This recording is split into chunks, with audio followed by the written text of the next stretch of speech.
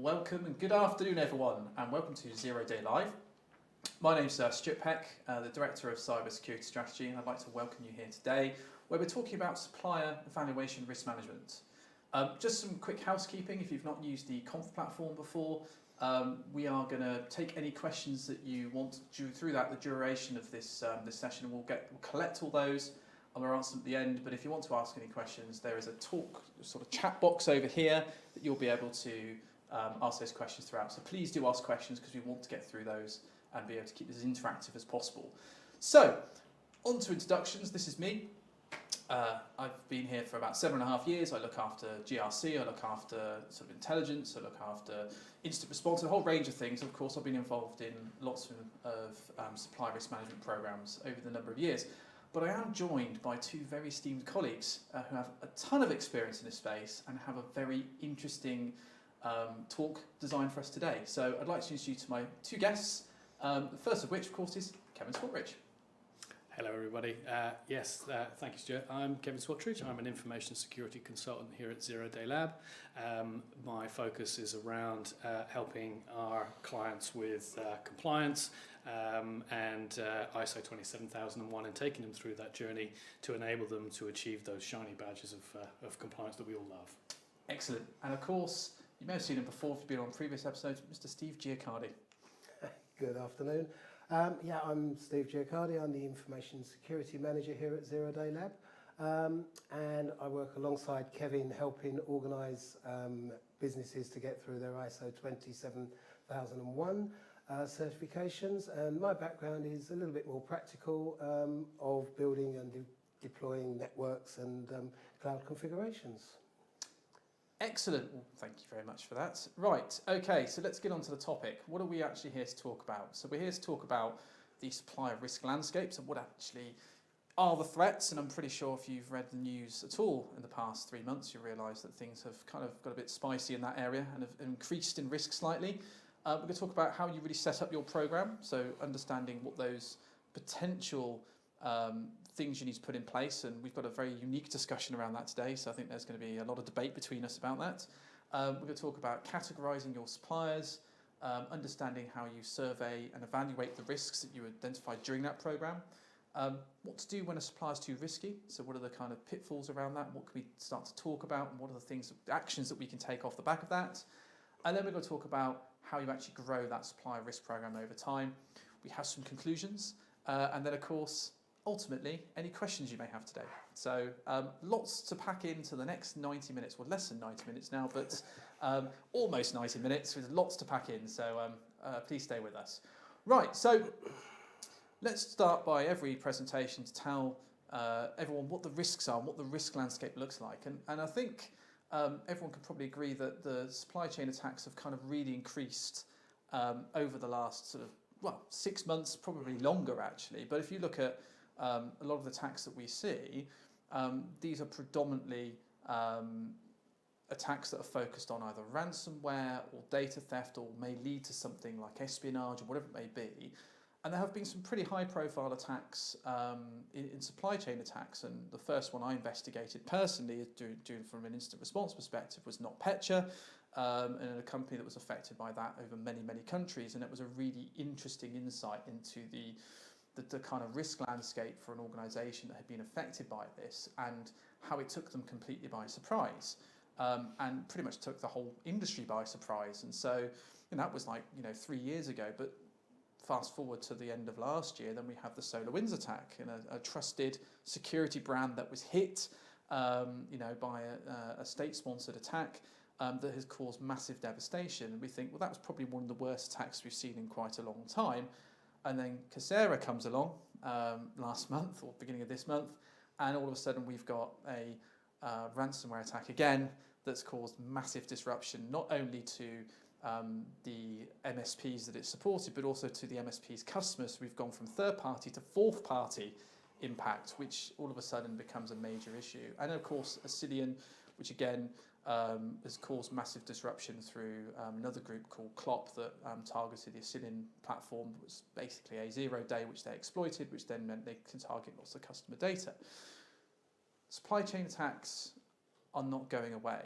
And of course, what we need to understand today is, how do we go about assessing what the risk looks like, and actually how do we identify where the potential next attack may come from, or where the next risks may be to our business. And this is kind of the crux of the discussion for today. And if we just take, SolarWinds as a brief example, it was the development pipeline that was compromised, which allowed a malicious update to be deployed to the customers, right? And of course, there may be some circumstances where some of the people that were affected by this, or the companies that were affected by this, may have had a fairly small deployment of SolarWinds, but was still led them to have an attacker on their network and was able to then move laterally from there. So it doesn't matter, the companies were hit with a wide deployment of SolarWinds, then of course could have been much more affected by this across multiple sites, data centers, whatever it may be, right? So it's a route in, it's an indirect route in. If I can't get to your controls directly as an attacker, I'll go through your supply chain, because the likelihood is your suppliers may not have as robust controls as you.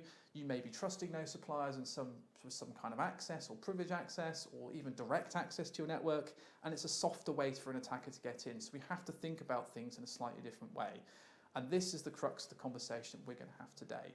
So that's a bit about the threat landscape. We've talked about that. It's great. Now it's about what is supply evaluation risk management, and this is where my esteemed colleagues are going to kick off the debate, and we're going to have a talk about that. So the first thing is really, and I'd like to kick off this with you, but what is the kind of goal, and what should we be doing around supply risk management?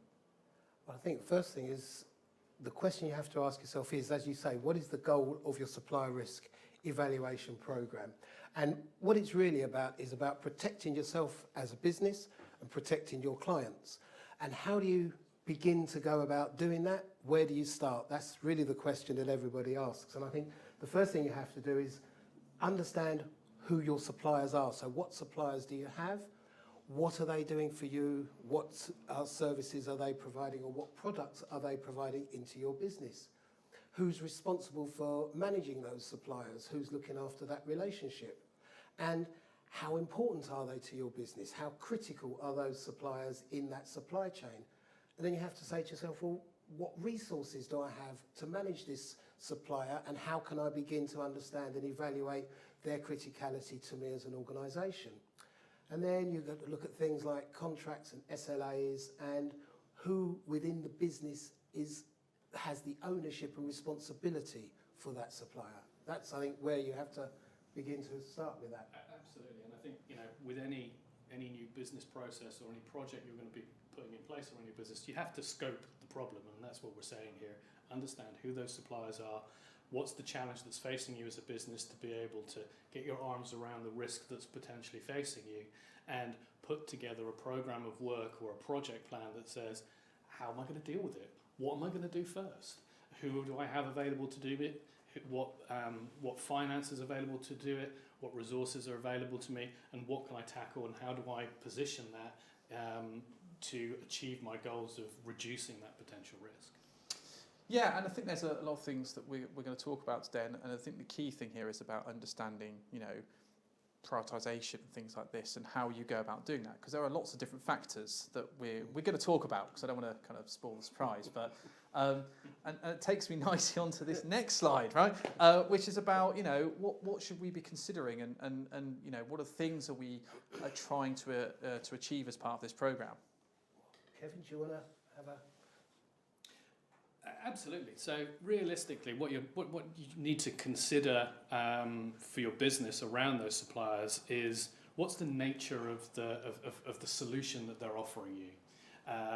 How important is it to your business? And fundamentally, the important question around that is, what would happen if that service was unavailable to me?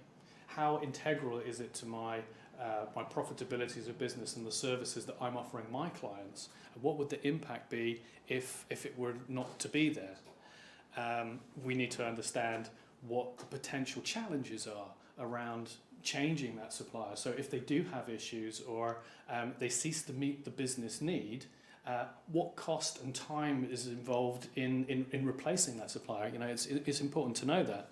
And that may be influenced by the fact that it's used by a few people within your business or a lot of people in your business. If everyone's using the solution, you already have a business change program to change behaviours and how people are operating and doing their day jobs. So it's quite important to understand that.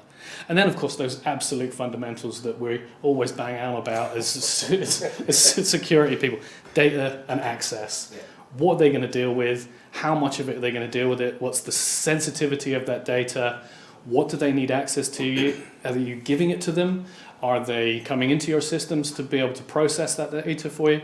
Do they even need physical access to your premises and potentially to machines around your building? All of those things are going to come together for you to understand the profile of those suppliers and be able to identify the areas of focus which we put a lot of thought into around the security controls that would need to be in place. And ultimately, all of that boils down to if they're providing a service for you, if it's important to your business, you really have to consider the resilience of that supplier. So if they have an issue, how quickly can they recover, and what level of risk is there about their unavailability, and how long would that happen for? And then also you have to take into consideration then also not just the availability issue, but also the fact that if you've decided to share information with them, the confidentiality, the integrity, the reputational damage that comes with that as well. I mean, we can see that with SolarWinds, and think about all the damage that was done to government departments. And if you've got something that's so entirely bedded in your processes, and then suddenly you've got an attacker that's suddenly in your network, could be anywhere in your network, and that came through the supply chain, that's a massive issue, right? And of course, because we let them in, because we trusted them, right? Yeah. Because we probably didn't do that, or we did do that risk assessment, but we did it from the wrong perspective. Right? And that really then sort of adds a whole kind of discussion around that kind of, what are they doing for us? Because the importance is like, well, if they're doing this for us,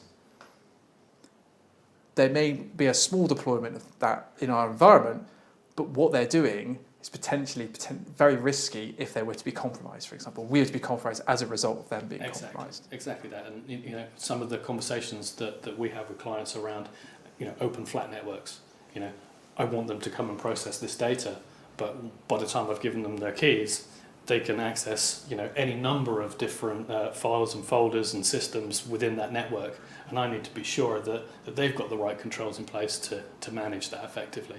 Yeah, absolutely. And it kind of takes that whole discussion to a different level, really, doesn't it? Yeah. Right, okay. Well, moving on to the next part.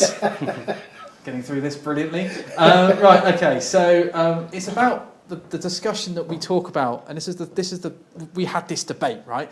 In fact, we had this debate yesterday, and it was definitely heated, I'd say, in a positive way, but it was definitely a heated debate around, how do we go about defining criticality, and are the ways that we historically have done it broken, and how do we fix that? And I think where we kind of came to this conclusion was that we think we found a pretty good way of doing it, and I think it's actually, it makes a lot of sense, but a lot of organisations haven't really adopted that at the moment. So, but let's talk about some of the myths, because I think it's quite important to capture those, to say, well, what are the things that people think they should be doing, but actually are already probably doing, which is probably wrong, or probably sending them down the wrong path. Let's talk about those. Well, yeah, I mean, Kevin spoke really well about the things that we should consider when we're looking at our suppliers. But then we also have to think about the things that, as you say, might be leading us down the wrong path. And there are things that we call them supplier criticality myths. And these are things that we think get in the way of making a proper understanding of the risk that the supplier might present to you as a potential purchaser of their solution. And that is how much you're spending with a supplier. We think that the spends that you have with a supplier should not influence your thinking around security with that supplier. Because even though you might be spending a huge amount of money with one supplier, it might be that amount of money is for a one-off purchase. Say, for example, you're kitting out an office with furniture, so you're going to have one big expenditure with that supplier. Are you really going to want to know the ins and outs of their information security programs. You might want to understand that the guys that are coming and delivering the furniture have been background checked, for example, but you don't need to know too much about it, and you shouldn't allow the fact that you're spending money, a large amount of money with this supplier, influence your decisions. Likewise, the size of the supplier, and I think this really feeds into the size and the reputation, both feed into the SolarWinds example that you opened the show with. The size of the business and the reputation of the business should not deter you from at least investigating that they have the security controls in place. And I know a lot of people will say, well, you can't go to somebody like Microsoft or Amazon Web Services and send them a dinky questionnaire and expect them to respond. But what you can do is go to their the sites that they have where they list all of the accreditations that they have, and you can download those accreditations and you can read through and check the contracts that you have with them to make sure that you have the SLAs in place and the standard binding agreements to make sure that in the event that something happens, you are covered. And then we talk about the location and the relationship with suppliers, and I think you need to try and get away from the fact that with your existing suppliers, well, we've dealt with them for years, we've never had a problem, so I don't think we need to bother to do a risk assessment for them. That may be true, but have you actually understood the criticality of that supplier to your business? Maybe you should be thinking about these suppliers, and this I think is what we're really trying to get to, Kev, is understanding the suppliers not from how you relate to them, not from how much you spend with them, not from the size that they are, not from their reputation, but we think it's really important to understand how critical they are to your business. Absolutely. And I think to your point, the components that are really important in there, and we see it happens a lot in conversations. It's a small supplier, we don't expect them to have controls. But if you're sharing all of your most valuable data with that supplier, you need to be confident that they are secure. And that doesn't mean to say that you would throw them away and say, I'm not going to work with them because they don't have a policy in place, and but you need to consider the context and the maturity of those controls that are relevant to the things that you're doing with them. And that's absolutely what we're trying to get to, is how important is it? What are the things that you're doing with them? And those are really the things that need to influence your understanding of risk with those suppliers. And I think it's about context, which is quite important, and it's also about understanding that not the relationship, but what that supplier is actually doing for you and what impact that might have to your business in those circumstances we talked about earlier on. Because that might be, you might have like that very small SME company that you're sharing a lot of data with because they do a marketing company or something like that. They might do email marketing, and you might be like, well, hang on a second, what's GDPR say about that? And what does this say? Do we have consent for that? Are we sending it to their email list? I mean, that's a whole discussion. But the point is, those kind of discussions are like, well, hang on a second, yes, we're doing that and because we've always used them, but actually maybe our relationship has changed with them, and maybe we need to start looking at that from a different perspective. So I think there's a whole kind of dynamic thing which we'll talk about later in terms of, but it is definitely a really important thing to think about. And kind of talking about this from a different perspective, I think the important thing here is, which we're going to talk about, and this is what we're going to talk about, the calculation of this, is basically the criticality of the supplier, which we're going to talk about how you calculate that in a second, has an indirect influence on the risk. But we had this very long debate about trying to link them together to go, well, criticality is definitely equal to risk, and if you look at the impact and the probability of something happening, clearly that's linked directly to the criticality of the supplier. But actually what we tried to do after hours of debate to try and create the formula to say, well, actually if you did this, this and this and this, you could link it to it doesn't work. So what we can do is we can say that they are impact and criticality are influenced bidirectionally, but not directly linked. Yes, they are influenced. So if the example I used earlier on today was that if you have a critical supplier that maybe is a high critical supplier or maybe a medium level of critical supplier, you've gone through that process, which we'll talk about in a second, and then you come to the situation where you find a risk that you're then suddenly not comfortable with that may have an impact to that service. You may sort of say, well, actually our dependency on that supplier is maybe a bit higher than we think it is, actually we might up them the list just until they resolve this issue because they don't have a resilience plan in place, they don't have this actually, but we need to use this. That's where it becomes, the linkage then starts to kind of fall into place. Yeah, I think it's important to keep risk as risk, and criticality sits at criticality. Yeah. And criticality, as far as we can determine, the criticality has an influence on the impact of the risk to your business. Correct. And that's as bad as far as it can go. Risk is risk, and criticality is in a little bowl of its own over there. Yeah, it influences. It potentially can be an accelerator, right? That's what we talked about. Potentially. But we won't go into that right now. Okay, that's a little bit too early. We're opening up the little window a little bit, and now we're going to close that window. Right. So how do we've already talked about this, but how do we actually calculate it? And this is important, right? This is hugely important, because for us, the only way to define supplier criticality, and I think this is what we've spent hours debating, is looking at the solution that a supplier provides to you as a business. And by solution, that can be either a product or a service or another thing that a supplier provides into your business that you pay for. And then you have to look at what that solution is doing for you as an organisation. Could you perhaps get that solution somewhere else? Because what we're trying to understand is the criticality of the solution that the supplier is providing to you as an organisation. And we're having to look at the cost of replacing that. And we're looking at all of this because this all ties into something that we've defined as business need. So I've talked about solution. Do you want to talk about business need, Of course I do. Business need is actually where all of those supplier relationships start. You identify a requirement in your business to have a thing, to be able to do more, to outsource a process or introduce a service to increase profitability and improve the operations of your business. And of course that's the relationship that we have.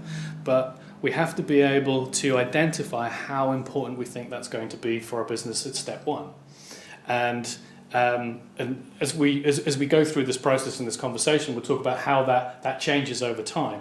But initially, you can make an assessment that says, okay, half of our workforce are going to use this new service, and it's going to hold this much data. And as such, we can then assess what that need is and what the challenges would absolutely be. Back to that question, which is, what's the impact of the loss of this service? If I introduce it to my business and I start using it to provide services to my customers, if it disappears, what will happen?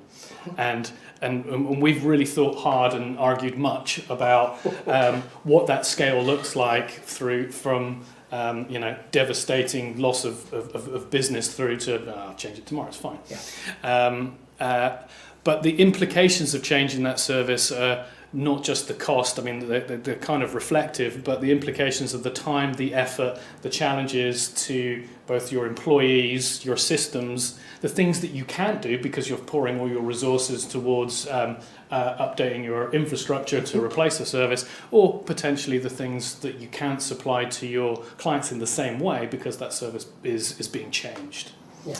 And the interesting thing about this, which is what I quite like, is that this also helps influence what actions may get taken if you identify risk, right? For example, if it's something that's embedded into your business process and you identify a risk, the question is posed, well, how do we replace this? Because this is everywhere, right? This is like, and they've got a big issue over here, and so the emphasis is then you either fix this or help us move, or we need to change the way we do things, because ultimately that then determines that impact, right? That impact is that if they have an issue that filters into our business, or they're not available, or they have something that affects our business process, or they have a ransomware attack that filters in our business and affects us, we can't operate as a business. And this is where criticality influences the impact.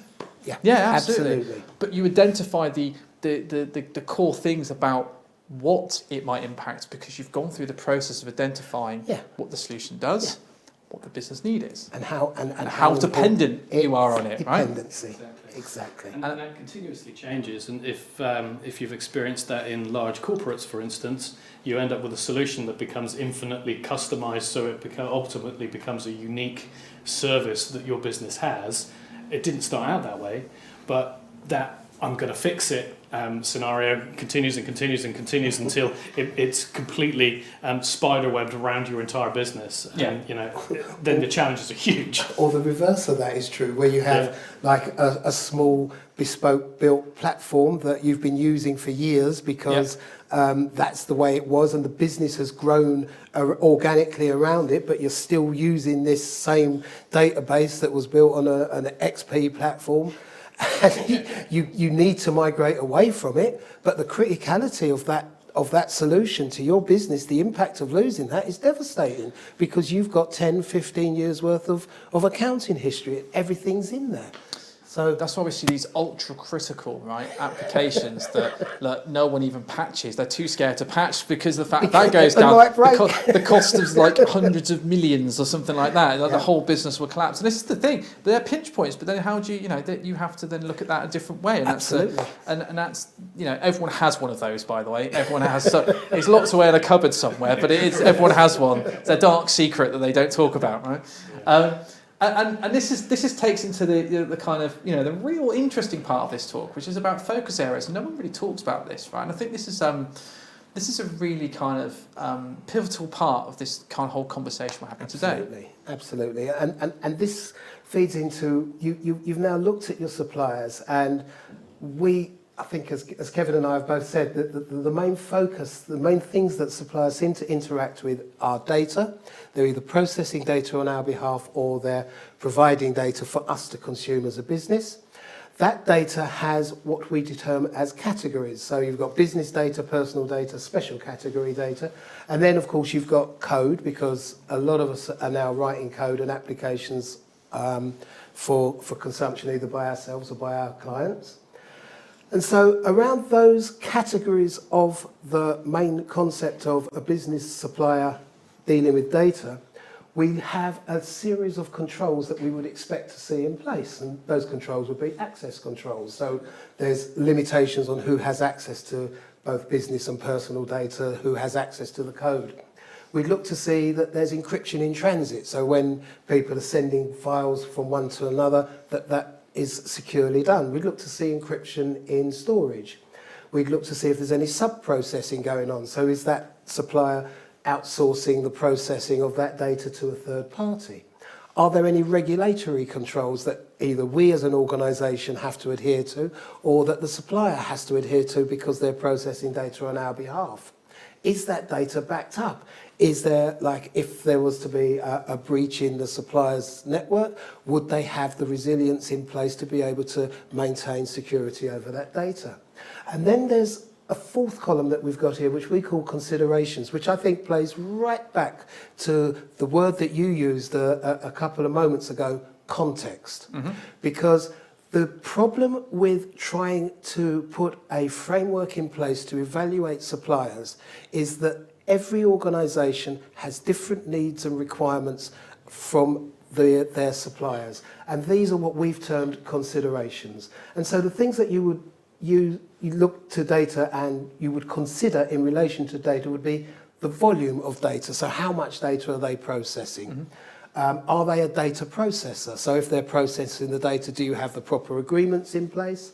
Are they generating data? And are you consuming data that the supplier is generating?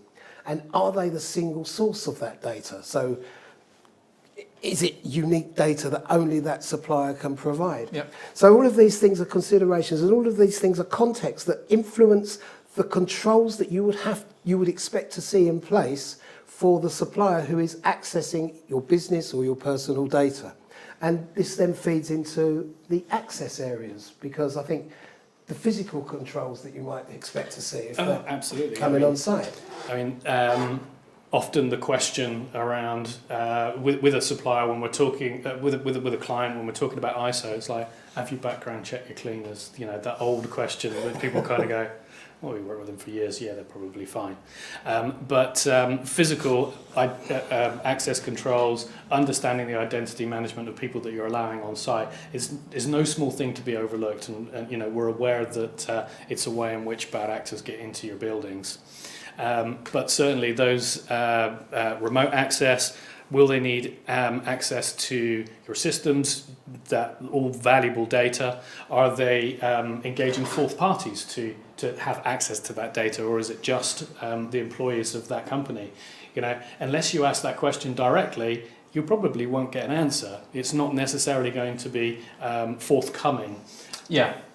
And questions around the technical controls, and one of the things that came up in our heated debate yesterday was the introduction of being aware of your own controls in that relationship. So if you're opening the door and inviting that supplier into your network, you have all of the skin in the game. So are you sure that your controls and your ability to monitor what they're doing is effective, and you're protecting yourself as best you can, and not completely reliant on the contracts and the risk assessments and the goodwill of your supplier? It's also lack of visibility, isn't it, as well? Because as soon as you let them in most cases, you know, unless you're using a Bastion host or something like this, right, where you're actually able to look at the access they have and what they're doing when they're doing it, if you're just letting them in through a VPN, there is little to no visibility in terms of what you're letting them in, you know, and of course, are you then terminating access when they don't need it? Is it just open forever, right? Oh, I just let them have VPN access and they can use it whenever. You don't know who's actually using it. If they, you know, like anything, you know who's the other side of the keyboard, right? So, you know, it's about sort of those controls and putting that mitigation in place to reduce the risk. It's not about saying, hey, our suppliers haven't got these controls, but have we also got the controls to make sure that if something goes wrong, we're okay as well, right? So, absolutely. And I think onto that final area, the resilience area, I think is absolutely key, and it is fundamental to the critical suppliers that you're identifying, that you need to be sure that they are able to respond and rebound from any kind of incidents.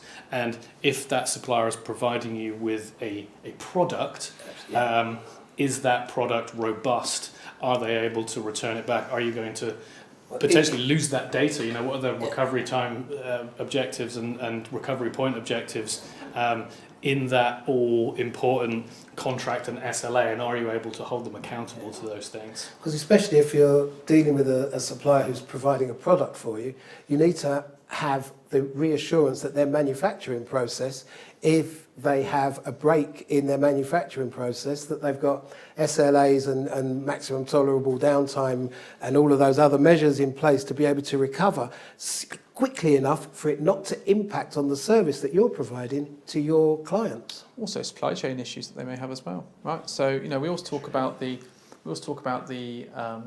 their own process, but what if there's an issue within their own supply chain, and then it's a physical thing, and this just spirals. This is where you can open. It's like looking down the rabbit hole. So how far do you go? And you can only really go as far as the relationship that you have with your supplier. And this is where we then look at the fourth parties and the access. And if it becomes obvious during the course of understanding the resilience of that supplier, that resilience for them is dependent on a third or fourth party, that's when you can then focus your questioning on the relationship that there is in place. Correct, yeah, absolutely. And I think one thing you mentioned, which is always very interesting to me, is when we talk about contracts, right?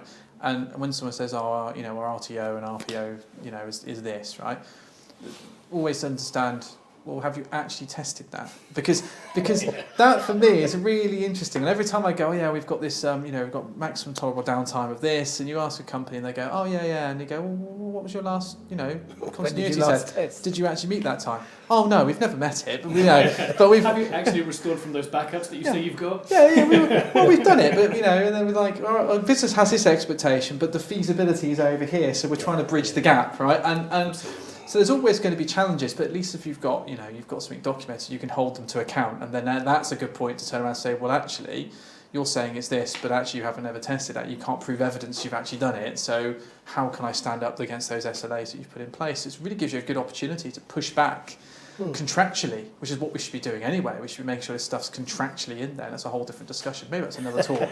Anyway. But then again, I think, Stuart, that it falls into the considerations column, and you have to think, is that really something that we as a business need to take on board in our relationship with the supplier?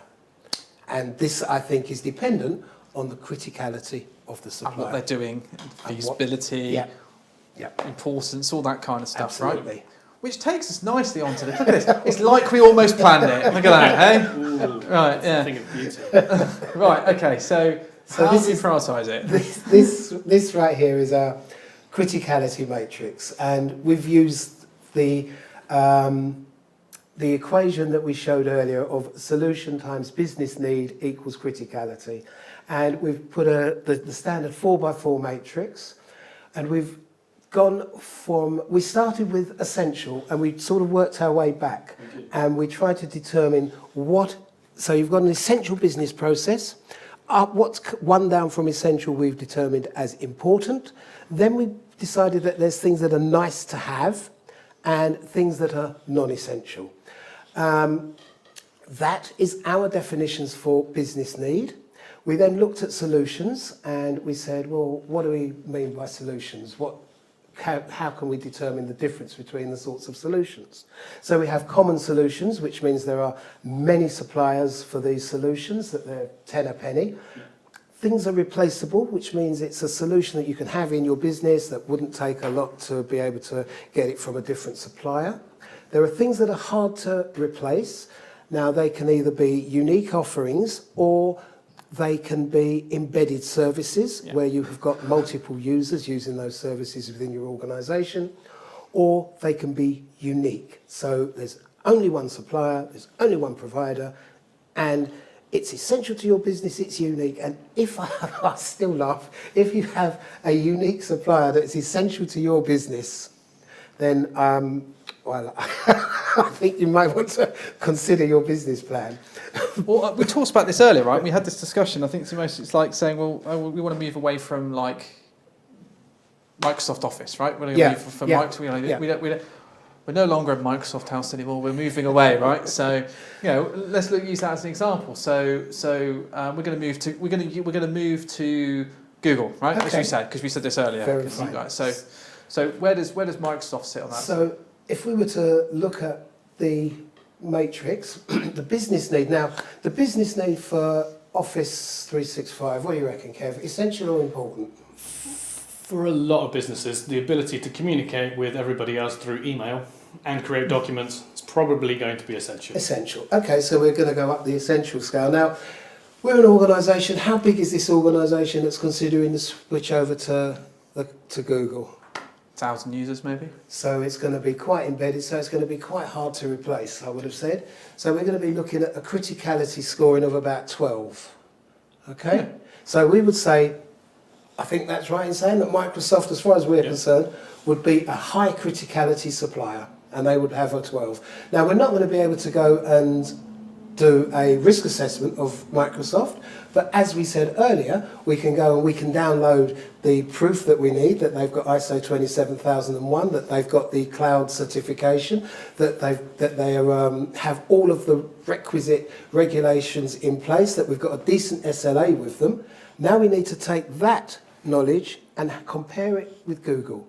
Can we get the same security assurances from Google? Can we get the same SLA from Google? Can we get maybe a better SLA from Google?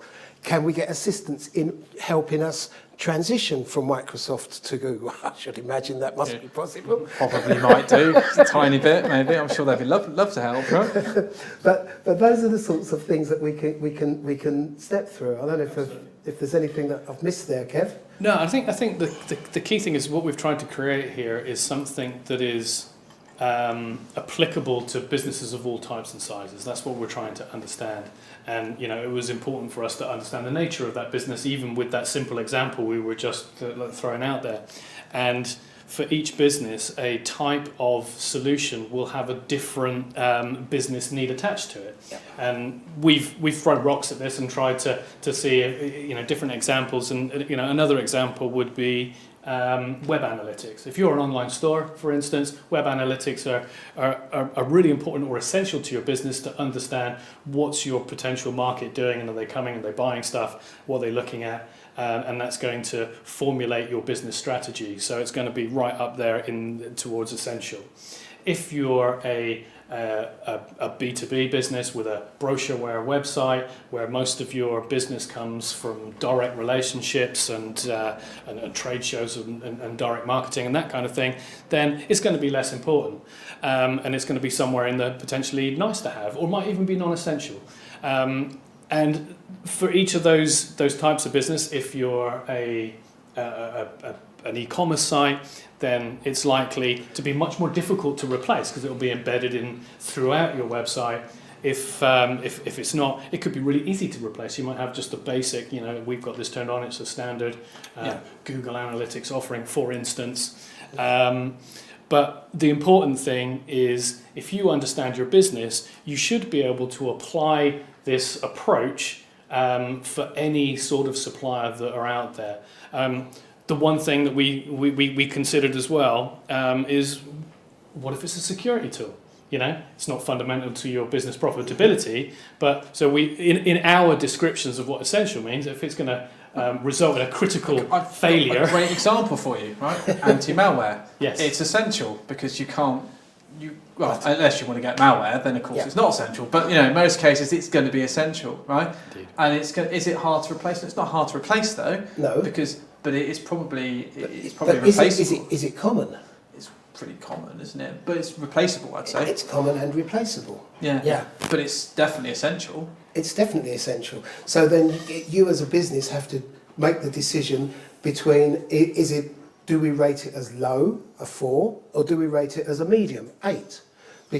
And then you have to think to yourself, well, wait a minute, it could be a bit difficult to replace, because it might be that we have to go around to each device and actually manually uninstall the client. Because we haven't got SSEM. So basically then it's like impossible to replace, because no one wants that job. But then it becomes hard to replace. And so the importance of the criticality of that service increases. But equally, it could decrease, because they might suddenly have said, oh, you know what, we've got a whole brand new solution that's based on the cloud. All you have to do is go to this web address and pulls it all down, which makes it really easy. But I think the key thing we're trying to get to here, without going around the houses a little bit, is ultimately it's company specific, requirement specific. Yeah, absolutely. No two companies will have the same answers, because it's about what they do and the reliance on that supplier, Exactly. the context of what their business is, and their interaction with that supplier, right? And this is what makes this really good, because ultimately it's then dynamic enough that it can fit your business model, right? This is what's really good about this. And of course, we'll talk about it later on, but also this isn't static, because relationships with suppliers change, or engagement with your supplier changes, and this is what we're going to talk about a little bit later. So what may be today non-essential, for example, because we're doing a proof of concept, so it's not essential at the moment, now becomes embedded into our process. I think this really works. Let's get all departments on. Exactly. Suddenly everyone's on boarded. Now it's important. It might not be essential, but it's important. So suddenly the risk is suddenly on our criticality of that supplier has changed. And so therefore the risks may change because of the fact we may be choosing that. Because you might need to now do a slightly more in-depth risk assessment, because the criticality has changed. So areas that you may not have looked at in depth previously have now become, it's much more important now, because they're holding a lot more of our data, for example. We need to revisit in terms of how we deal with that supplier, all this Absolutely. kind of stuff. So it's all there, right? All there for the taking, which comes down to this lovely Venn diagram. Everyone likes a good Venn diagram, right? Everyone likes a good Venn diagram. You can fit everything into a Venn diagram. But ultimately it's about needs, services and controls, right? Correct. And and this is pretty much what we just talked about, right, in a sense, but we've done it in a Venn diagram, right? And what we want to be trying to aim for is actually having an understanding of what security controls we may have, right, on what supplier controls that need to be in place, what the solution does, and what the context that solution is. How does it fit the business needs? And we did somewhere in the middle, right? Yeah, basically. There is a sweet spot where all of those things converge, that your need is satisfied by the solution, and the solution is secure enough to meet your needs. In some cases, you might. You must have practiced that one. I think you did actually. I saw you practice that. Yeah, there's a little bit of practice going on there. But what's interesting is that you might get certain situations where the solution provided has the appropriate security controls, but doesn't quite fit the business need. And obviously that's how a Venn diagram works. We don't need to explain that, do we? I don't think so. I mean, we could do, but I think we'll run out of time. But what's interesting is that we've got to this situation now where we've kind of gone, hey, we've kind of prioritised. This is what we talk about too much, but we've got it to a point now where we've got our suppliers. We may have 500 suppliers, we may have 50 suppliers, we may have 1,000 suppliers. In some cases, people have a lot more than that, depending on what they do. But being able to use a methodology to go, those are the ones that we're going to focus on first because they are the most critical to our business, or they're the most important, or we're the most reliant on them, and we're potentially the most at risk because they're so unique. Our business process is completely linked to it, so it's going to be hard for us to move, right? Vendor lock-in is a great example, right? Absolutely. Completely locked in. Or when you get, the market, acquires lots of companies and there's not much choice. Lack of choice is another thing as well, right? Like ERP systems, for example, right? Not picking out any names, but if you need an ERP system, the choice is relatively limited, right? So and therefore you would then have to then deal with those kind of situations that risk may bring to your business. But ultimately, what we're talking about here is surveying, getting to that stage. We've done that. Now we can take a pragmatic approach to undertaking those surveys. Right? Yeah, absolutely. So let's talk about that, right? And we've gone through this place where we've actually identified the critical suppliers. We've got to that point where we've identified the services and the product the services supplies us. We've identified how they provide that product and service. We've got context. Yep. Okay. We've identified the expected controls, hopefully to some degree, what we're expecting internally of our controls potentially. So we now know what we're kind of looking for at this point. We have an expectation because we've identified the function, right, in terms of that, right, needs and function, and all that kind of stuff. Now we need to create or potentially create a questionnaire, or we need to hopefully have a questionnaire. If we don't, we need to kind of look at one, right, and we need to think about the standards of controls and the things we need to do, right, and this kind of third-party review that we're going to take. So what's the first thing we need to do? Well, we've got some questionnaire methodologies that we should probably discuss, right, and that there are kind of a couple of ways of doing that, but I'll let you have the floor to talk about that because I've just talked way too much for a second. But I think what's important was on the previous slide there was a line there which it said that you have to. It's not the questions you ask; it's the things you want answers to. Yeah, that's the important, and that's the key to how you as a business should be asking the questions of your suppliers. And there are two methodologies for this. There's your binary question, which is your straight yes, no response, which is fine because it's simple to apply a scoring methodology to that. It's quick, it's easy for the supplier to sit down, look at a thing. Do you have X? Oh, yes, I've got that. Do you have Y? No, I haven't got that. It's flexible because you can tailor the questions to be, because in our previous section, we had the focus areas, the areas of focus. So you can put context around those questions. But the negative side of that is it kind of lacks a bit of detail. You can ask somebody whether or not they've got this control or that control. The response will be, yes, we have that. No, we don't have that. But you're not getting any deeper information about that. So you lack a little bit of context in those responses, which means that you need to ask open questions. There you go. Which in that benefit, it's like kind of describe your controls around X, and that can be quite good at pulling out more information. You're likely to get diagrams and flows and screenshots and information that you can query. However, it can be quite difficult to control that. You're likely to get lots of information back. It's more difficult to process that. And very hard to score because there's no yes or no, there's controls in place, this control isn't in place. It's, well, we have this, which is reliant on intelligent people to be able to analyse that data and understand the responses that are coming back. It's labour intensive. It's labour intensive. It's not the most expertise intensive, right? Exactly. So it can make your process quite expensive and quite difficult to manage at scale. Well, let's talk about some questions that you shouldn't ask, right?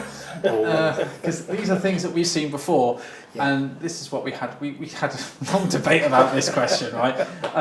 Like, how do we even answer that question? Because, like, that's like... What is that question? That question is basically asking us, it's asking us about 3 different types of person within the supplier's environment, and it's asking them whether those 3 different types of people adhere to 3 different types of things. So that's pretty much, in my view, that's like 9 questions. Yeah, 6 to 9 questions. So, Yeah. so it's what I would call a compound question, which is my pet hate, and incredibly difficult to answer. The outcome of asking this type of question is you were likely to have follow-up questions to go, but what did you mean, and did you really answer this? And again, it's going to elongate and increase the cost of your ability to process these when you get them back. And lack of clarity, because actually you're never going to get the correct answer that you want, because basically they could be like, well, actually, do your employees contracts? Well, yes, they do. They all do that. Yeah, the answer to this question could be yes. Yes. The answer is yes. The answer is and yes. what is that right? telling you? Well, it means that they do some of those things, but what things do they do? It doesn't matter. I answered it, right? So I have answered the question, right? So, but the point is, it's lack of clarity. So Steve's absolutely right in what he's saying. That this probably needs to be broken out into multiple questions. That say, do your employees sign terms and conditions of their contract? Do your employees adhere to company policies? Do your employees and that's 3 questions, and then you've got 9 questions, because that's how maths works, right, and all that kind of stuff, right? But the point here is that this becomes incredibly difficult to answer. But this next one, it's fantastic, right? It's amazing, this question, and we see these all the time, and it's like, well, how would you go about answering that, for example? I mean, the thing is what you're likely to get is an essay and some attachments. Well, if you're lucky, you might just get a yes. you might just get a yes. But again, it's hard to answer. And part of the challenge in the process, and I'm sure anybody who's watching this who is managing this process at the moment, one of the biggest headaches is I don't get the questionnaires back quickly enough. And this kind of questioning it causes that process, because the suppliers don't know how to fill it in. Did I answer the question? Did I answer it not? 3 people have had to have a look at it. It becomes expensive for them to answer the questions that you're asking. And incredibly subjective, not incredibly scientific. subjective. Well, yeah, and you can understand why this happens. People are trying to create the minimum number of questions with the maximum amount of information to come back, but that doesn't necessarily make it easier to complete, respond to, or indeed complete that all-important risk assessment at the end. I think the way I would ask this question, one, I'd actually specify rather than leakage, because we don't know what that actually is. It could be a leaky tap, could be anything, right? I mean, right, so maybe prevent like data leakage, for example. Then you would then turn around and say, well, actually, do you have any of these controls in place to prevent data leakage? And then list out the controls that you would expect or you'd want in place. Mm-hmm. So you could then say, from a binary perspective, I have this, I don't have this, I have this, I don't have this. And at least then you get something. Absolutely. Or break that into multiple questions, right? And here again, what you're asking for can be influenced by the work that you've done previously in understanding your areas of focus, understanding what that solution is, because it might be that you actually don't really care whether they've got web filtering on their cloud storage sites, because there's nothing that they're doing that's going to impact that. So you may not want to ask about that, but you might want to ask them whether or not they've got antivirus installed. So you might want to focus on that. You certainly hope they did, right? Well, we discussed earlier. But, right? but the point is that there's a range of controls, and you can determine which ones are important to you because of the service being delivered by the supplier through your context. And this is kind of what we get to, right? It's trying to understand and trying to get a hybrid of both, right? To try and get your binary answers where it really is quite clear what you're looking for, and then maybe some open-ended questions, but with some guidance, right? I think that's the key, right? Yeah. And the all-important evidence. If you want to know if your supplier has a policy, ask them to attach it. Prove it. Yeah. We update our policies, right? Evidence of that, just updated yesterday, but the point is, that's the key, and that is the key. The evidence is the bit that backs it up, right? Yeah, so evidence is important, and then also use a risk methodology, which we talked about, right? And we're going to talk about in a second, but ultimately there needs to be measurable, right, as well. That's Absolutely. The important thing. So having those previous questions you talked about isn't very measurable, right? it's very... Well, those compound questions Yeah, are so almost impossible. It's subjective, right? So you need to have something that's a bit, not just binary, but something you can measure. So you can say, I can compare this supplier to this supplier that are similar profile, similar service. I can go, that's a benchmark that I can use, right?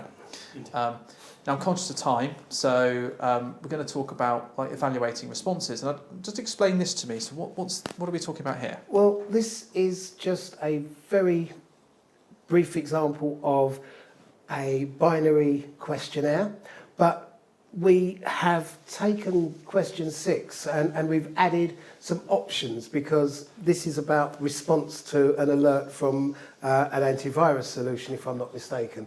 And so we've said, when do you respond? And we've given a range of options to say upon notification, within 2 hours, within 4 hours, within 8 hours, or longer. We kind of hope it ain't longer. But we've put all of those options in there so that when the questionnaire is being completed by the supplier, they say, oh, well, we usually do this upon notification or within 2 hours. We're hopeful, right? And this allows us to try and get a little bit of a nuance from how the business operates and how it functions. And the way that then feeds into the scoring is that each of those answers has a slightly different scoring. So if you answer it immediately, we give that in this instance, it's a 1, so we've just done a 1, 3, 5, 7. But the thing to take away is that the nearer you are to the point of the alert being raised, the sooner that response happens, the quicker the containment can go in place, so the less damage the incident potentially could cause to you as an organisation. So if a business responds swiftly, then the risk profile is smaller from that kind of a threat. Yeah, absolutely. And of course, it's all about, they were talking about mean time to detection, mean time to response. You can start to see if that times up to what they talk about their incident response plans. The thing I would look at here, if I'm putting my little investigative mind on, is okay, so they're saying they're responding within 2 hours. Let's see what their incident response plan says and what documentation they have and what's their alerting process, what's their triaging process, and then the evidence ties up, right? Correct. So you have the question, you ask them incident management questions and go, what's your average time to response? What's your SLA say in your business to respond? What's your RTOs, RPOs? Are they all lined up to that? And then you go, well, maybe they don't respond in 2 hours. Maybe they respond a little bit later than that. But they're just being optimistic, right? But at least you can kind of tie if you've got the data, then when you perform the analysis, at least you can then use some reasonable guidance rather than a big long essay to kind of go through and scroll through 50 pages worth of policies. You've got something there as a benchmark to go, now I can cross-reference that with this. Yes. Absolutely. Right. And the obvious thing is if they've scored 9 instead of 1, then you need to worry about it. Yeah, absolutely, yeah. or if they answer, antivirus gives you alerts, probably another problem altogether, right? So, indeed. Yeah, and then again, it's about evaluating responses, right? In terms of, what do we do? How do we categorise these things, and how do we start to understand where the areas of improvement are in a business, right? Correct. And the way that we did it in this instance was that we identified 6 different domains, and we asked questions in and around those domains, and then we used that to produce a risk rating for the domains. And the overall risks were, we took the mean of the risks to give us the supplier risk rating, which in this instance was this example is a medium low, but there are 2 areas that we would focus on and probably go back and investigate. Governance, it looks like they haven't got any policies, so I'd probably send Kev round to have a look and draft a few for them. And software development looks to be a bit of a risk, so it's likely they may need training, which would be, Stuart, could you sort out some training for them to try and mitigate the risks around those higher risk domains to bring them down? If we talk about the context, because we all talk about this whole conversation about the context. Now, if they're a supplier, if they're supplying you with software, I'll be a lot more concerned about that score, right? The governance, and then also their main product is software development, and everything else is brilliant apart from their software development process. Yeah. That's a concern. But if they don't provide us software, maybe they're providing us some kind of hardware, and it's just the firmware that potentially might be the risk there. Yeah. The context that might be slightly less. Absolutely. Or it's the software developments, they build websites, but actually they don't provide us a website, they provide us something else or something like that, right? The risk of what they're providing, but the context, that's where the context comes in, right? Absolutely, your areas of focus. Yeah. Absolutely. There you go. We were almost made to the end. So what do we do when a supplier is too risky? I mean, that's a statement in itself, I guess, right? I mean, you essentially have three options with risk, and it doesn't matter whether it's a supplier or any other kind of risk. You can either accept it and say, yeah, I'm okay with that, and there may be good reason to do so. You can avoid it. Essentially, you can choose not to work with that supplier or not use that particular solution that they're offering, or you can treat it. And often what you will see is people working with those suppliers to put in mitigating plans to reduce the risks that are fundamental to them being able to say, yes, please provide me with that solution, please bring that into my network, please provide that service to help us be profitable. Because it's a complex process. We're putting a lot of time and money and effort into it. We have identified a supplier that we want to work with. We love their solution, and there are a number of ways in which we can work with those suppliers to ensure that they can meet our security needs. And again, that comes down to the criticality in the areas of focus. You're going to focus on controls that are relevant to to the service that they're offering and to the importance that service has for your business in order to help them meet your requirements. I think there's also an angle of this as well, right? So we talk about, right back at the beginning when we talked about our matrix, our criticality matrix, right? So if a supplier is unique in terms of the uniqueness of it, that we can't migrate away from it, and it's also important to us, it's very important, or whatever it may be, we might not be able to avoid the risk because moving away, migrating, it's a big issue, right? So and then we have to take different actions. So and this is where you look to see how you can work with the supplier to mitigate that risk, or what controls we can put in place as an organisation to mitigate that risk. Because there's always an option that maybe the supplier can't fix the issues quickly. So then, what do we do as a business to protect ourselves? Segregate it off from the network, right? Potentially, right? If you've got a flat network, or segregate it off, or it could be restrict the number of people that can use it, for example. Or log and monitor every access, whatever it is. Set it on fire. But no, whatever it may be, right? The key thing is that there's always going to be that kind of cycle of risk management, right? In terms of there might be just a do nothing option. We can't do anything. We have to then think about, well, we can't avoid the risk. It's very difficult for us to treat the risk initially, so we might have to accept the risk, right? Because actually we can't do anything about it. Absolutely. It might be worth doing. The profitability and the advantages of working with that supplier may be worth the risk. You never know. There we go. That's very glum. I just felt a little bit glum about that. I did feel a bit glum about that. I was thinking, I can think of situations where you might have to accept the risk and you don't want to. Right? But I think this leads back to what you've been saying. This diagram here, it's that criticality it's cyclical. Yeah. And this whole supplier review cycle, I think one of the problems that we see quite a lot is that we go in to talk to clients and we say to clients, have you reviewed your suppliers? And they go, what? Have you had a look at how many suppliers we've got?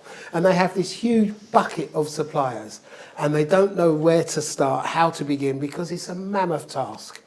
So this is where we think that assessing the criticality, the solution provided times the business need, helps you to identify your focus areas, which then identifies the high, medium, low risk suppliers, or low criticality, suppliers, which in turn identifies the suppliers you should be surveying. And the identity, the focus areas tells you what you need to answer, the questions that you need to ask them. You send off your survey, you analyse your results, and you then get to that point where you can either accept the risk, mitigate the risk, or reject it. And this is something that should be done annually. Just that criticality. Yeah, and this is what's really interesting. We talked about this earlier. The frequency of when you would a survey supplier would determine on a number of factors, right? So one of them could be, well, if it's a critical supplier and it's a high criticality, you want to do that annually. If they are a medium criticality, but actually then your relationship has changed. It's like when you do like a pen test, you want to do a pen test annually, or when there's any major change, right? Same sort of mentality. our relationship or our situation or a deployment or dependency on this has changed because we've moved from this state to this state. We've gone from having it just in the UK to now having this deployed globally. Yep. That probably needs reassessing because our reliance on that may have changed, or our relationship in terms of the way that the data they process or what they're doing for us, the consideration has changed. Yeah, so the area of focus may have changed, right? It may have gone from being a very small focus of our business to something that now is embedded into our process. Exactly. So actually we need to assess that again. So going through your suppliers and doing this from an initial, as you said, assessing the criticality, criticality is not static, it goes up and down. Right? Absolutely. Based on the factors of what you're doing, what the solution does. The business. Yeah, the business, what the solution does. And processes that we've observed don't account for that. And I think one of the things that it does do is offer a starting point each year when you're going through those cycles, or each time a supplier comes up for review, because they're spread over periods of time throughout your year. The fundamental question is, what's changed? And if it has changed, then absolutely we need to consider reviewing them again. You might have your suppliers on a 24-month cycle or a 12-month cycle, but change should always indicate that there is an opportunity to improve your understanding of the risks inherent in that supplier. One of the points that we got really stuck into earlier today was who should own this process. Oh, you brought it up. And we're laughing because it did become quite a difficult conversation. Yeah, it did. Because the truth of the matter is that understanding criticality doesn't come down to just one department or one person or one area within a business. It's across the whole organisation, because there has to be owners of the solution within the different departments that understand the criticality of that supplier to their department, their individual departmental business need. And then that has to be taken up a level so that a senior management team can look at that and can then assess it from the holistic business perspective. So this is an information security owns the process.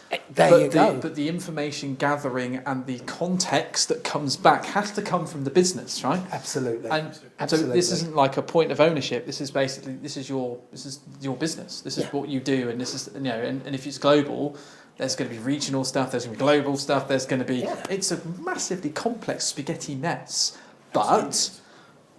But if you get the policy right in terms of how you're going to manage it, and you get the process right, it's always a policy, right? Always have the policy right. It's very important. But if you get the policy right and determine how you're going to do this, and then that sets the tone for them when someone goes and says, right, we got this supplier that we're dealing with, we need to assess its criticality to us. Yeah.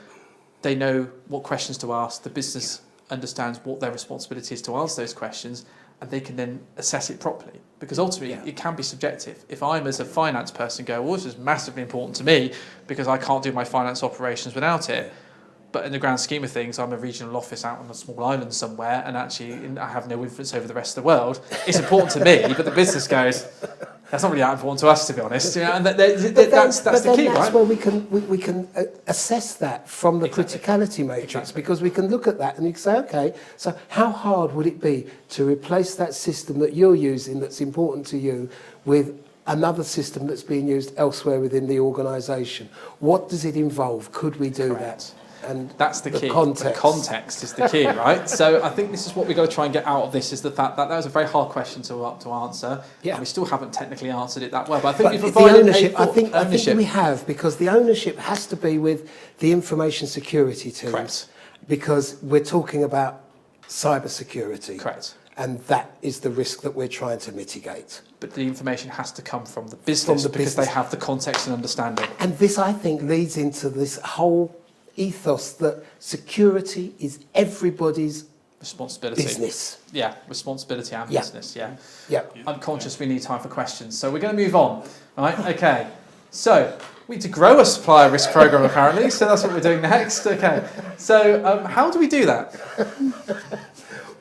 We think that the way to start that is to go through your assigning criticality to your existing suppliers and the new suppliers as they come on board, identifying what we call the high criticality suppliers, the medium criticality, and the low, and determining and starting from the top, starting from the high criticality suppliers. Design your questionnaire. You might have a single questionnaire that you send out to all of them, or you may have specific questionnaires depending on the solution that the supplier is providing to you, because you may have these different contexts, different areas of focus that you want to get answers from. And so you start from the top and work your way down, and once a year sit down with that team of people and assess those suppliers. Maybe Absolutely. start with the high and the medium ones, and say, are they still a high or medium supplier? Are they still important to the business? Is it replaceable? Are they important to the business? Is it hard to replace? Look at that process, measure that process, see how many you're able to get through, set yourself some achievable, smart objectives that we all love, and see whether or not you have capacity to extend that program further, to introduce mediums to that list, to potentially even introduce low. Make sure that you're able to continue to scale that process in order to meet what your policy says about how you're going to deal with third parties. And of course, you think about these things, right, in terms of, we've already talked about this, so now supplier policy. I think we covered that off, right? Set your objectives. We just did that. Yep. Measure your success. I mean, success is hard to measure, but in terms of how many have you got through, Yeah. how many... What's your risk profile? Absolutely. Has it changed from last year, for example, right? Absolutely. Because it does always change. Maybe we need to evolve the process slightly, align with the company strategy, which we talked about, because that's a really important thing, right? Because that's the area of focus aligns with the company strategy, right? Impact of security accreditations, things like ISO 27001, things like this, and maybe consider some of these metrics like supply numbers, churn rate growth, security accreditations. Those are things to think about in terms of having almost KPIs around that. Things that will influence what your program needs to do. Yeah, absolutely. And we talked about annual reviews. We did. The change in criticality is important because business needs change. Supplier relationships in terms of what they do for that organisation changes, the adoption, all the stuff we talked about. The service may have dramatically changed. They may have acquired a business, right? Yeah, That's absolutely. a really big one, right? Yeah, So suddenly you're using XYZ software company, gets acquired by a big company and you're not using it. What does that mean for that service? Does that mean you're getting better security features? Does it mean if it gets integrated, is it going to be worse because the company acquired it isn't as strong focused, is not as dynamic, and it's not as focused on security? That might get watered down. Right? or are they even just going to stop supporting that product or service? Like some companies do quite a lot. Yeah, I know what you mean. that never happens, right? And has the company changed? Yeah. That's quite important because we may turn around, we don't need to do this anymore. So Reliance has been And removed. this lies again is in alignment with the company strategy, the business strategy, because actually, what, we're going to drop that because we're pivoting and we're no longer going to be doing this.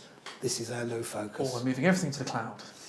That never happens. That never happens, right? Everything to the cloud. This thing here has to move to the cloud. Oh, we can't. Okay, so now we're going to have to adopt. And that has actually happened for one of the companies we've talked to, right? So they're like, this thing can't move, so they need to uplift their solution. We need to find something else that can do that. Yeah. And is compatible, right? Yeah. So, that then changes. That criticality rating has suddenly gone from being really important to being it's actually less important now because we need to migrate it to something new.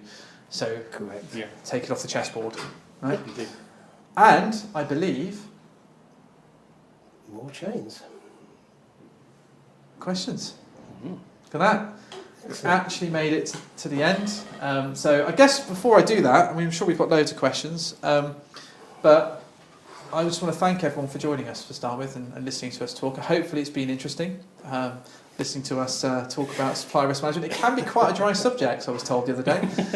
But apparently. But I've actually quite enjoyed this conversation. So thank you everyone for being part of the conversation and for joining us. And I guess thank you to Steve and Kevin for co-presenting with me. Thank you for inviting us. I will definitely invite you back. You are welcome to come back and talk to me again. So that's good. Very good. So I guess first up, any questions, Steve? I'm just negotiating my security Oh, okay, then we'll be here for a while. I've forgotten that 52-character password again. It's not 1, 2, 3, 4 again, is it? Yeah, but I can't remember if it's upper or lower case. The numbers. Oh, yeah. Bear with. So we've got 11 minutes for questions. Well, it's going to take me that long to open this. Oh my word. Okay, and I can see that we do have some questions. Just get a nod from our question person at the back. They're giving me a thumbs up to say we have questions. That's good. So, the first question we've got is somebody's asking if will we be sharing the slide deck? Well, we'll definitely be showing, there's a recording of this session, so we'll be doing that. But also, what we didn't actually mention, and it's quite important to add, was we'll be actually sharing a white paper after this, which we just finished writing. It's amazing. So there'll be a white paper which outlines pretty much everything we've talked about today, with some practical stuff afterwards that you can kind of take away, and also some resources that you can follow up on. So the slides probably won't be shared, but we definitely will, the recording will be shared, but also the white paper is the stuff that you want, really. That's going to give you all that information and some practical advice you can take away. And I've got another question here, which is the question is asking, can you use this type of process methodology to assess and onboard new potential suppliers, and are there any differences in the way you would go about doing that? I think you can. So a potential supplier, as in, I would read that as understanding whether or not a selection of suppliers are meeting your security needs and helping you make that decision. Mm-hmm. So potentially the areas of criticality may be the same. There may be variations dependent on different offerings within a selection of potential suppliers.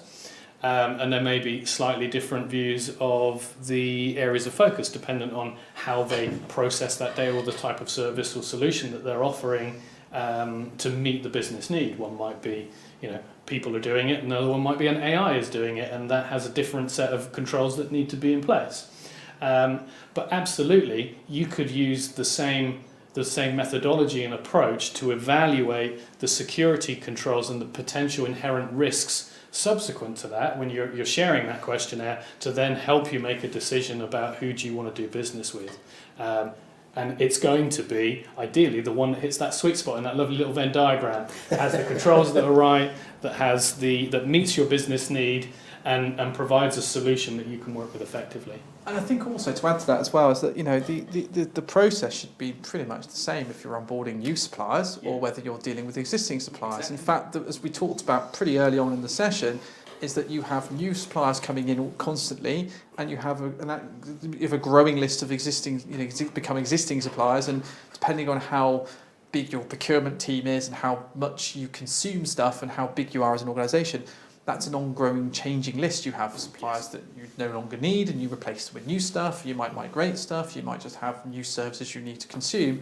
So that's a continuous kind of cycle of new suppliers coming in to going through your existing suppliers, and it's finding the right balancing act, right? Yeah, and I think what's interesting as well about new suppliers is where would they sit on that business need?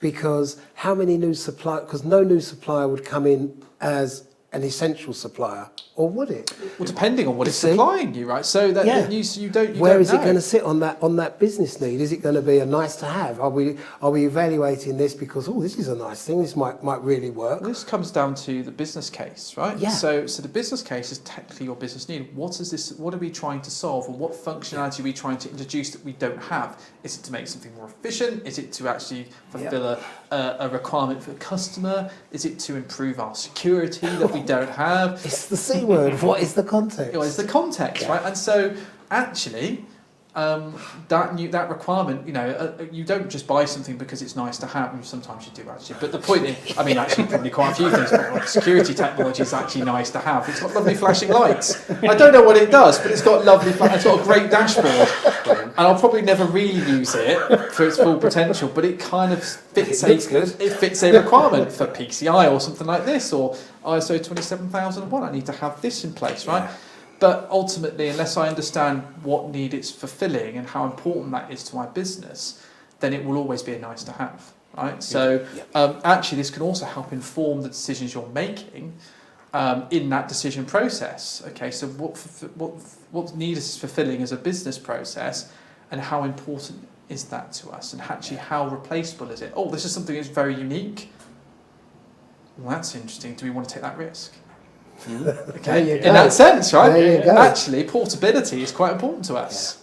We need to know that, yes, it may fulfill an important function for us, but portability and uniqueness is probably a big risk.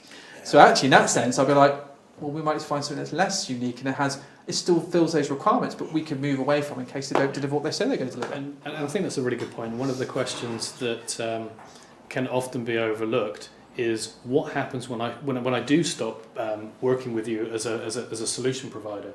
So I've given you all my data. How do I get it back at the end of the contract? And you know, we've seen some businesses who manage that really, really well and will always ask those questions and put clauses and contracts in place to make sure they get that data back. But some people that never even consider it. And then you're left with can I have my data back, please? Or can you provide me with outputs of all of the data, all of the information that you've created for me? And then there's a question about how do you get it back and what format, and how much of it is yours and how much of it is theirs, and how do you migrate it to potentially that new supplier, and the complexities of then onboarding that and that data migration process. And then what about the backups that supplier may have? Do they have your data in backup? Oh, we've had this discussion before, haven't we? We have. Yeah. Oh no, it's not in our production backups. It's not in our production backups at all. Oh, actually it is, and we can't actually remove it. So okay, fine, it's there for 12 months. Yeah. Okay. There's a can of worms we never want to open again. Yeah, we don't want to go there too much. But do you know what? I think that's the key, right? And I think, you know, just like any program that you may have, like anything you do, you know, it's about how you apply that program with supplier risk management, whether it's vulnerability management, whatever it may be. There's a way of applying it to your business, and it's all about the context of what you do as an organisation, the level of risk appetite you have as that organisation, and of course, what you do with that information when you get it back. So once you get the supplier risk management information back, you've got the question, what are you going to do about it, right? And how are you going to manage that moving forward? Because some people may just turn around and go, that's enough for me. I haven't got the time to actually fix these things or get them fixed. It might be just the fact that I've proved I've done it, right? But actually, that's not the right way of doing it. You should be then thinking about, well, actually, we've identified risk. We need to then follow that process of managing the risk. And that's a whole different topic in itself. Not discussed within 4 minutes and 18 seconds, right? But I think what I'd like the viewers to take away from today is that the methodology that we've gone through in this seminar is to try to chunk out that great big bucket of suppliers. Here's a way to begin that process, to begin to understand your supply chain, and to be able to start to put those risks, to put those controls in place to mitigate those risks. Make it manageable. Just add to that, to simplify the process, because it's taken us a lot of arguments and conversations amongst ourselves and with clients to really get to the point of understanding that criticality can be a different thing to risk, and that you shouldn't be crossing the streams in that respect, because that's really complicated. And then when it is that complicated, everybody has a different perception. So what we're trying to enable people to do is to go, well, I've done this bit, and I've done that bit, and I've done that bit, and I have a programmatical, repeatable, scalable process in order to reduce the risk that's facing my business through those third parties. And I think what that ends up being able to do is be able to take this pragmatic approach, right? To say, I now know suppliers, I now know what they do for me, which I may not have known before from an information security point of view. I may have opened up Pandora's box and gone, Shadow IT, hello? It's like, what is this? And actually, that's also a whole different topic. But, you know, and that then we now have an understanding of what those critical suppliers now are. At least I can make a start, which is what most people struggle with. They're just going, where do I begin? Where do I begin? I've got so many, where do I start? Well, actually, that's the best place to start, because at least then it's a starting point. Well, it is a starting point, right? And then allows you to then at least show and start to make some inroads into that. What's really interesting is that this has come from years of our experience in trying to bash our head against the same wall, expecting a different result, and actually having to re-review this and go, there must be a better way to do this, and that's what we've tried to do today. So kind of go, we've developed it, we've evolved it over time. Our relationship with supplier risk management has changed over time. We've actually come up with some really good ideas. So I just want to hope that today's is kind of like a food for thought type sort of seminar, where there's some actions you can take away, but also hopefully sparks an internal debate with your organisation. So I think that's it. There's no more questions. I think unless any, I haven't heard any come in. No, I think we're pretty happy with that. They'll fall asleep. Exactly, that's fine. Right, okay, well look, I'd like to thank you very much for joining us this time. We'll be back next month with another seminar. And keep an eye out on the social media platforms and the videos that we put out to give you a flavour of what's coming next. But thank you very much for joining us on Zero Day Live. I'm Stuart Peck. I'm Steve Giachardi. And Kevin Swatridge. Thank you for joining us. Have a lovely afternoon, and we'll see you next month.